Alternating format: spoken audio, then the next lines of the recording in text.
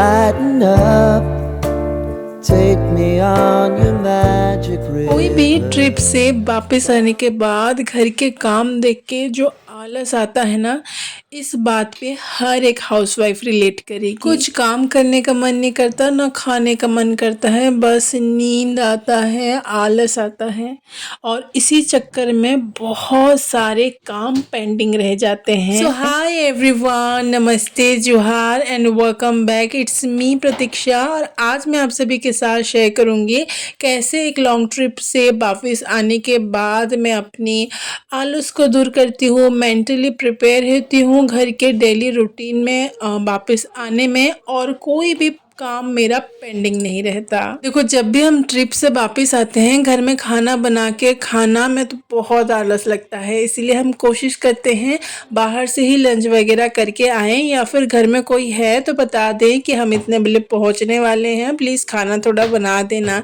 या फिर आप बाहर से पार्सल भी ले सकते हैं।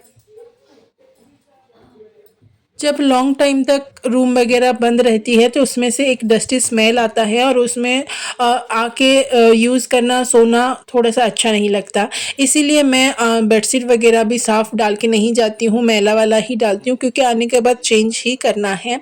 यहाँ पे सारी चीज़ों को आप कवर करके जा सकते हैं ताकि आने के बाद आपको बहुत ज़्यादा झाड़ना वगैरह ना पड़े, लेकिन मैं यहाँ पे नहीं कर सकती क्योंकि हमारे घर में चूहे थोड़े बहुत हैं और जब भी आप बहुत ज़्यादा कवर करते हो ना तो चूहे उसमें बहुत ज़्यादा आते हैं। तो मैं सब कुछ खुला खुला ही छोड़ के जाती हूँ। आने के बाद बहुत ज़्यादा डस्टी स्मेल हो रहा था।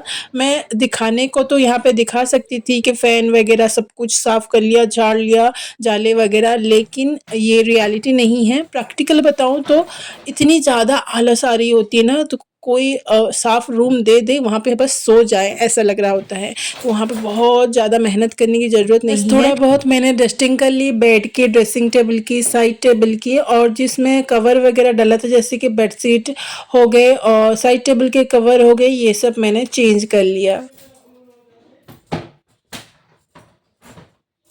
देखो, घर संसार चलाना कोई रेस नहीं जो स्पीड में दौड़ के पहले नंबर पे आ जाए।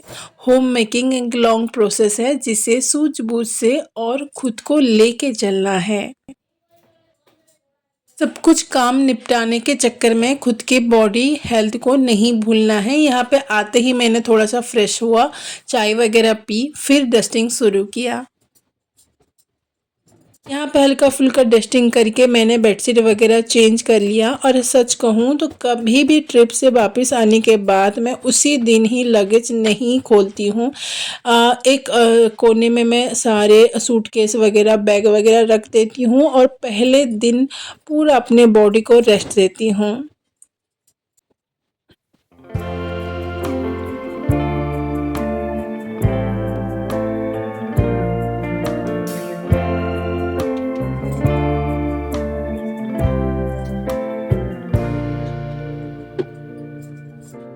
देखो, इस बात पे सारी हाउसवाइफ एग्री करेंगी कि हमारे पीछे कोई कितने भी अच्छे से घर संभालने वाला हो, जब तक खुद ना करे ना तब तक चैन ही नहीं मिलता।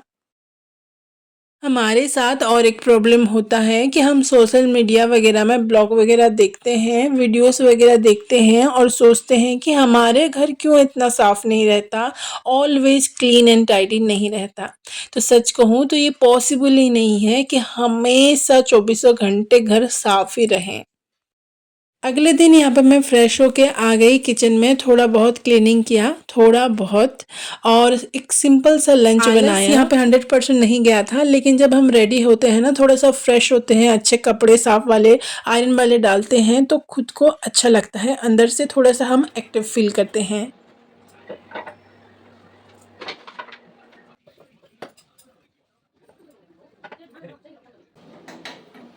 क्योंकि मैं उड़ीसा से हूँ और कंफर्ट फूड मतलब पखाल भात ही होता है, तो लंच में पखाल भात बनाया और उसके साथ खाने वाले टमाटर चटनी, भजा वगैरह।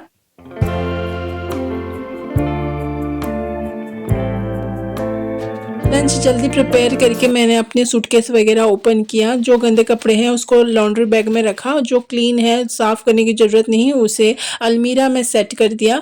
और जो गंदे कपड़े थे धीरे धीरे करके मैं 2 दिन तक उसे क्लीन की। एक ही दिन में सब कुछ क्लीन नहीं किया। सूटकेस को थोड़ा-सा मैं जब भी कोई भी ट्रिप में जाती हूँ तो आने के बाद थोड़ा-सा वाइप अप करके धूप दिखा के ही रखती हूँ, क्योंकि ट्रेन वगैरह में इधर-उधर हम इसे रखे रहते हैं तो ऐसे ही रखना अच्छा नहीं लगता। क्योंकि मैं एक वेडिंग फंक्शन में गई थी तो खूब सारे ज्वेलरी, चूड़ियाँ वगैरह भी मैं लेके गई थी, तो उसे भी टाइम में सेट करके रखना था।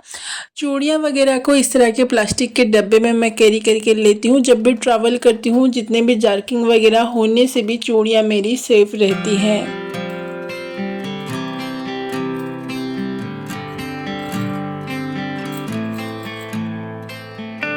हमेशा इस तरह के पॉलीथीन में मैं अपनी चूड़ियों को रैप करके रखती हूँ ताकि वो डस्ट फ्री रहे।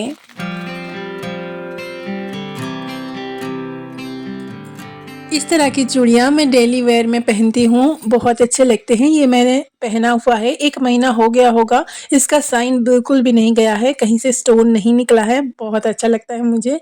आप किस तरह की चूड़ियाँ पहनती हैं डेली वेयर में?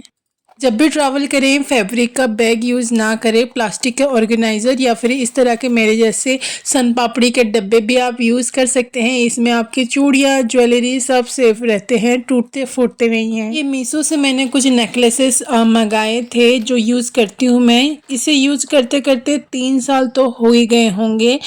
बिल्कुल रफ़ यूज़ मैं इसे करती हूँ और आज भी बिल्कुल नए लगते हैं। उसके पॉलिश, कलर कहीं से नहीं हटे हैं। बहुत ही सुंदर और प्रीमियम क्वालिटी का मुझे बहुत ही कम रेट में मिल गया। ये तो इतना सस्ता है कि आप बिलीव ही नहीं कर पाओगे।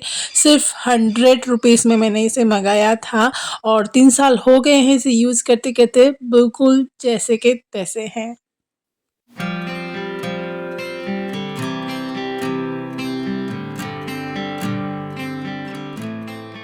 ये वाइट स्टोन के रिंग मीशो से मैंने अभी ऑर्डर किया है और ये 3 के कॉम्बो में मुझे रिसीव हुए। बहुत ही सुंदर। महंगे के ज़माने में जब सस्ते में कुछ अच्छा मिल जाता है ना तो बहुत अच्छा लगता है। तीनों के रिंग डिज़ाइन बहुत ही सुंदर और क्वालिटी भी बहुत ही अच्छा है। फटाफट से मैंने अपने सारे मेकअप के आइटम को ऑर्गेनाइज़ कर लिया। सेपरेट अलग-अलग बैग में मैं जैसे रखती हूँ नेल पॉलिश, लिपस्टिक वगैरह अलग से ऑर्गेनाइज़र में, पाउडर, लाइनर वगैरह अलग से, और इस तरह से कैटेगरी वाइज़ मैंने सारा ऑर्गेनाइज़ कर लिया। इस तरह के छोटे-छोटे आइटम तो हमारे पास खूब सारे होते हैं, लेकिन जब टाइम आता है तब मिलते ही नहीं हैं। तो इस तरह के क्लिप्स को मैं थिक पेपर में लगा के रखती हूँ ताकि ये इधर-उधर कहीं गुम ना हो जाए। पार्टी फंक्शन में जब हम ट्रेडिशनल साड़ी वेयर करते हैं उसके साथ जूड़ा वगैरह बनाने का बहुत मन करता है, लेकिन ये बहुत टाइम टेकिंग होते हैं। रबर लगाओ, ये सूट नहीं कर रहा है, यहाँ से बाल निकल रहा है, खूब सारे पिन, क्लिप्स, इसीलिए कुछ रेडीमेड ऑप्शन ज़रूर रखें। ये फूल गजरा मैंने मीशो से ऑर्डर किया था। इतने ओरिजिनल ये लग रहे थे और खुशबू भी बिल्कुल ओरिजिनल फूल जैसे लग रहे थे। ये जूड़ा तो बहुत ईजी है इसे लगाना। 4 साल हो गए होंगे इसे यूज़ करते-करते। इस तरह के क्लचर इसमें लगा है। सिंपल आपके बाल में सामने की तरफ कुछ डिज़ाइन कीजिए और रबर बैंड लगा के, क्लचर जैसे हम लगाते हैं सिंपल ऐसा लगाना है। बहुत ही ईजी है और देखने में बहुत सुंदर दिखता है।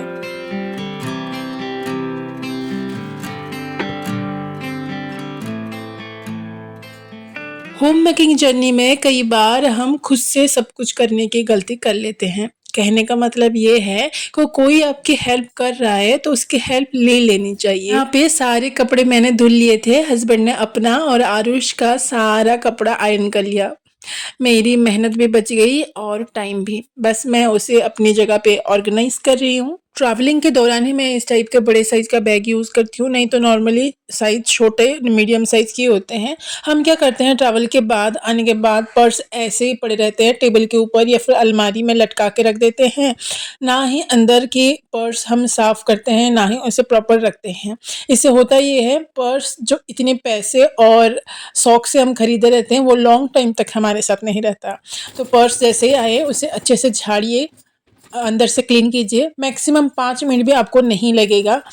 वेट वाइप से उसे अच्छे से क्लीन कीजिए और अंदर उसका शेप मेंटेन रखने के लिए न्यूज़पेपर को थोड़ा सा क्रम्बल करके डालिए और अलमारी में रख दीजिए। जब नेक्स्ट कभी कहीं जाना हो या फिर ज़रूरत पड़े तो निकाल लेना। कभी ना ट्रैवल फ्रेंडली कुछ यूनिक चीज़ें मिल जाती है तो उसे संभाल के रख लेना चाहिए। ये एक टिश्यू है, चॉकलेट जैसा पैकेजिंग है उसका, बिल्कुल चॉकलेट जैसा ही दिखता है। बस इसे निकालना है, इसे थोड़ा सा पानी आप इसके ऊपर डालिए और ये इतना बड़ा वेट टिश्यू निकल के आ जाएगा।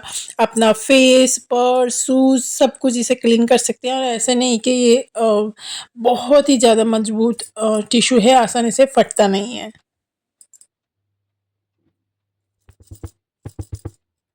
जब कहीं वेडिंग के लिए हमें ट्रैवल करना हो तो साड़ियाँ, चूड़ियाँ के साथ-साथ मैचिंग चप्पल, सैंडल भी हम कैरी करते हैं।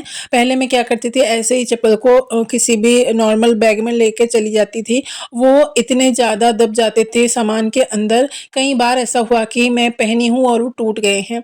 तो उसके बाद मैं प्रॉपर इस तरह के पेपर लगा के लेती हूँ ताकि प्रेस होने पे भी चप्पल ना सेफ रहे, बहुत ज़्यादा दबे ना। और आने के बाद तुरंत ही आपको सैंडल वगैरह निकालना है, वाइप से थोड़ा-सा वाइप करना है, थोड़ा-सा सन ड्राई करना है और उसे तुरंत रख देना है अपनी शू रैक में। नहीं तो वो बाहर पड़े रहेंगे और डस्ट होते रहेंगे और इतने सारे काम के बीच हमें वो चप्पल, सैंडल रखना याद ही नहीं आता। ट्रैवल के बाद घर, किचन, कपड़े सब कुछ सँभाल लेते हैं, लेकिन अक्सर हम हमारे स्किन के बारे में भूल जाते हैं। ट्रैवल से पहले, किसी वेडिंग, पार्टी, फंक्शन से पहले हमारे स्किन को हम खूब पैम्पर करते हैं, फेशियल, हेयर कट वगैरह, लेकिन ट्रैवल के बाद हम स्किन को भूल जाते हैं। ट्रैवल के दौरान जगह चेंज होता है, पानी चेंज होता है, मेकअप वगैरह इतना कुछ चल रहा होता है तो हमारा स्किन डल पड़ जाता है। तो घर के साथ-साथ ट्रैवल के बाद अपना और अपने स्किन का ज़रूर ख़्याल रखें। मेरा तो आवाज़ यहाँ पे आपको पता चल रहा होगा ख़राब हो गए, 1 हफ़्ता होने वाला है और ट्रैवल के बाद मुझे सेट होने में, घर को सेट करने में 2-3 दिन मैक्सिमम लग जाते हैं। आपको कितना टाइम लगता है कमेंट में ज़रूर बताइएगा और ये वीडियो कैसा लगा वो भी बताइएगा। आज के लिए बस इतना ही, मिलते हैं अगले वीडियो में एक नई इंटरेस्टिंग जुगाड़ आइडियाज़ के साथ। तब तक के लिए bye bye and take care.